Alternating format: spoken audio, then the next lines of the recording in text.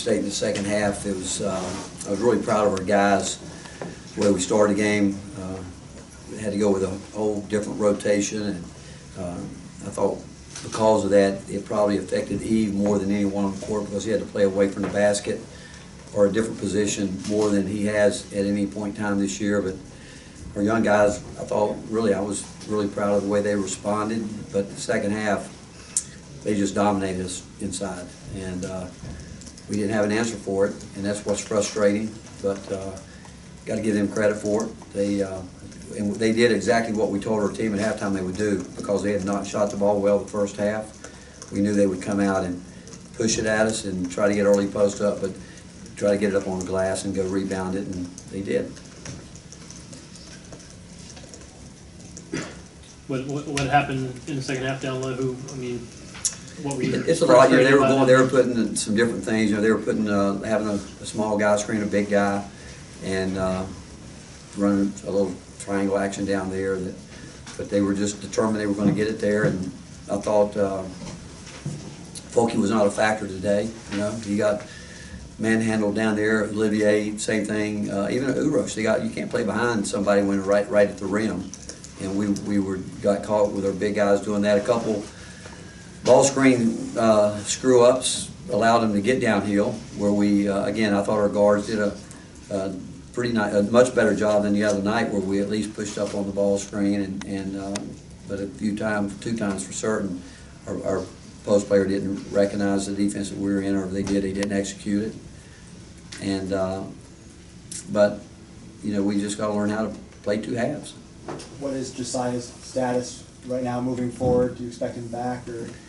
You know what? Honestly, I don't know. I just he didn't practice, obviously, and coming up here, and we didn't think he would play, and we again started working on trying to put together a different team in terms of knowing that the rotations were going to be different. And the first half, I thought our guys showed a lot of what we can do, but the second half, too many fouls where we're back on our heels, and they got to the bonus shoot, I think, within the first 4 or 5 minutes of the second half, and they made their free throws. You look at it, they shoot 25 out of 30, and we don't do a good enough job getting to the free throw line. And but I don't know. Again, we'll wait and see. It'll be day to day. The thing we did do a better job in some things tonight, but again, all I can tell you from I really was pleased with our freshmen. I think Santi's settling in more. I really do. I thought Jordan Bowden gave some good things. We just had some silly fouls that affected us, but Drew and Devontae did some pretty nice things. What did you think of Urosh, and why was he the choice to start today? Well, Olivier's had chances all year. He's had as much opportunity as anybody, and it just seems he can't quite understand yet what he needs to do consistently. And but Urosh, he showed today for a freshman that hadn't played in a long time. Like Santi, he's got a chance to be a really good player. He missed a big bucket when rolling away between him and the rim, and he threw up a little floater. Those are the plays where he's got to get better, where he's got to attack the rim and dunk those shots. But he did a nice job. He'll be out there, and again, I even think I look at Drew. It's a tough situation for Drew at this point in time, but yet he handled himself pretty well. I think at one point it was maybe 16-4 in the second half on the glass. After what happened at A&M, is that just how much of that's bad bounces? How much of that's just kind of getting outworked? Well, they're bigger and strong guys. They're not easy to guard. They get in there and they get up on the glass.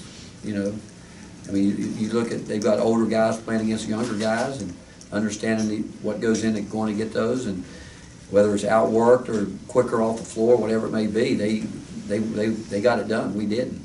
I think we got one in the back. DJ Stewart, he's kind of developed a reputation at State for being a pretty good defender, but scored 20 points today, had several threes and things, and kind of catch you guys off guard how active he was offensively today. No, again, I don't think so from that. Once they start pounding you inside like that, you got to start putting a lot of attention there. That's going to give guys a little bit more time, and when they have a little more, and they get a lead, that basket gets bigger. You can relax a little bit, but I think you got to give him credit. I think Ben's done a really good job. I think he's got a good basketball team, the kind of team he likes, and again, it's just disappointing that, we know we're a better defensive team than we showed today, our numbers show that, but we didn't. The second half, again, you give up 58 points in a half, you don't deserve to win. 2 more. Period. You said that Fulke was a non-factor today. Any idea why that was the case? Well, again, at halftime, he sat around the locker room like he was, stomach was upset, but I didn't think he was there from the beginning. You know, from the very beginning of the game, he took, 9 shots, and we wanted to shoot the ball, but he took some of it, looked like he had his eyes closed, just hoping the ball would go in. Those are the plays that you know, we can't have. I mean, and you think about it, I'm looking at the minutes here, he had 29 minutes, that's normally what he does, but he just didn't have it. That's 2 straight games now where teams have really asserted themselves inside against you guys. What's kind of the common thread maybe between those, and how do you correct that? Well, I think it goes not just to post players, but perimeter players as well. Again, you can't let players just step right in front of you and, you know, post up. You can't do that. I mean, there's no defense for it. I mean, especially get you that deep. But I thought we were, some of that was starting with our guards, allowing the guard to get downhill and getting us into a rotation. Once you get into a rotation and the ball goes up on the glass, you got smaller guys trying to block out bigger guys because it's just a scramble situation. And until we, again, can contain the ball like we're capable of, and we've proven we can do it. We've proven it against good teams. We're just not consistent enough with it, and we've got to, and that's what, again, what I told the team, we don't understand yet how hard it is to win at this level, night in and night out.